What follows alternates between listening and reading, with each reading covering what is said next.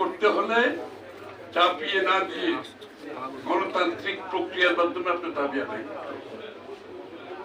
জোর করে কোনো দাবি আদায় করা যাবে না, প্রেশার দিয়ে কোনো দাবি আদায় করা যাবে না। আপনাকে গণতান্ত্রিক প্রক্রিয়ার মাধ্যমে আপনাকে আপনার দাবি আদায় করতে হবে এবং সেই দাবি টেকসই হোক। আর আপনি জোর করে যেটা দেবেন সেটা ছুড়ে ফেলে দেবেন, সবাই শুধু ছুড়ে ফেলে দেবেন না, সেটা দেশকে অস্থিতিশীল। আমাদের দাবিগুলো মানতে হবে, না মানলে ইলেকশনে যাব না। আমাদের দাবিগুলো মানতে হবে, না মানলে ইলেকশন কমিশন ঘেরাও হবে। আমাদের দাবি মানতে হবে, যমুনা ঘেরাও করতে হবে। আমাদের দাবি মানতে হবে, শাহবাগ ঘেরাও করতে হবে।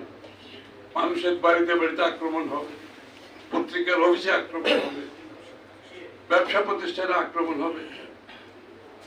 এটা কেন হচ্ছে? এটা কিসের ইঙ্গিত? এর পেছনে কোন শক্তি কাজ করছে? এটা কি কারো বুঝতে কষ্ট হচ্ছে? সুতরাং এইগুলো বিলম্বিত যত করবেন বাড়তে থাকবে এবং যেই ফাঁদে আপনারা পা দিচ্ছেন সেই নিজেরাই আপনারা করে যাবেন, কোনো লাভ হবে। যত তাড়াতাড়ি সম্ভব বাংলাদেশের মানুষ যে আকাঙ্ক্ষায় স্বৈরাচারের বিরুদ্ধে আন্দোলন করেছে, ত্যাগ স্বীকার করেছে, সেটা গণতন্ত্র। আজকে গণতান্ত্রিক রাষ্ট্র পরিষদ যেটা উদ্যোগ দিয়েছে, গণতন্ত্র, এর বাইরে কোনো আনসার নাই।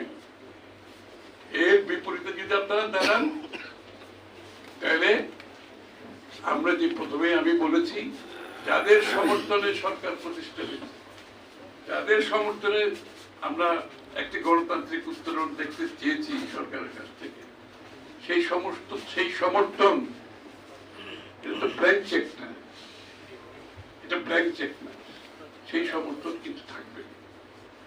আমরা সেই অবস্থায় যেতে চাই। আমরা চাই সরকার একটা নিরপেক্ষ ভূমিকা পালন করুক। আমরা চাই নিরপেক্ষ ভূমিকা পালন করে অতি সত্বর গণতান্ত্রিক উত্তরণের জন্য যে কাজগুলো করবেন তার জন্য রোডম্যাপ ডিক্লেয়ার করে জাতিকে আশ্বস্ত করবেন যে বাংলাদেশে আমরা আগামী দিনে গণতন্ত্রের দিকে চলছি, বাংলাদেশের মানুষের মালিকানা ফিরিয়ে দিচ্ছি। এইটা যখন আশ্বস্ত হবে, দেশে শান্তি ফিরে আসবে, স্থিতিশীলতা আসবে, মানুষ নির্বাচনের দিকে ধাবিত হবে। তারা তাদের নির্বাচিত প্রতিনিধিদের মাধ্যমে, সংসদ সরকার পরিচালনার মাধ্যমে একটি জবাবদিহি অবস্থানে দেশকে নিয়ে আসবে। গণতন্ত্র হচ্ছে এটা একটা কারেকশন প্রসেস। এই যে যত সমস্যার কথা বলছে, এটা গণতান্ত্রিক ভাবে যদি আপনি করেন, এটা কারেকশন প্রসেস, এটা ফিল্টারেশন প্রসেস। এটা কেউ একা বসে উপর থেকে নির্দেশ দিয়ে কোনো পরিবর্তন কোনো দেশে আসে না। কারেকশন প্রসেস, ফিল্টারেশন প্রসেস, এর মাধ্যমে আপনাকে এটা করতে হবে। এর বাইরে আর কোনো ওষুধ নাই, এর বাইরে আর কিছু করার নেই। এর বাইরে করতে গেলে সমস্যা হবে। সুতরাং গণতান্ত্রিক প্রক্রিয়া, গণতান্ত্রিক উত্তরণের জন্য রোডম্যাপের মাধ্যমে দেশের মানুষের মালিকানা ফিরিয়ে দিয়ে তাদের নির্বাচিত সরকার, তাদের সংসদ, কেন তাদের কাছে দায়বদ্ধ থাকবে। এই অবস্থা যত তাড়াতাড়ি আমরা দেশে আনতে পারবো, দেশ অত তাড়াতাড়ি একটা স্থিতিশীলতার দিকে, একটি মুক্ত রাজনৈতিক পরিবেশের দিকে যাবে, যেখানে সবাই মুক্তভাবে কথা বলতে পারবে। এবং শেষ কথা আমি বলছি, এটা আমাদের সপক্ষকে অনুধাবন করতে হবে, রাজনীতিবিদদের এটা অনুধাবন করতে হবে। আগামীর রাজনীতি আগের রাজনীতির মতো হবে না।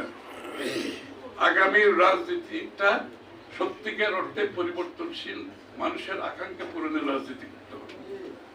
এবং যে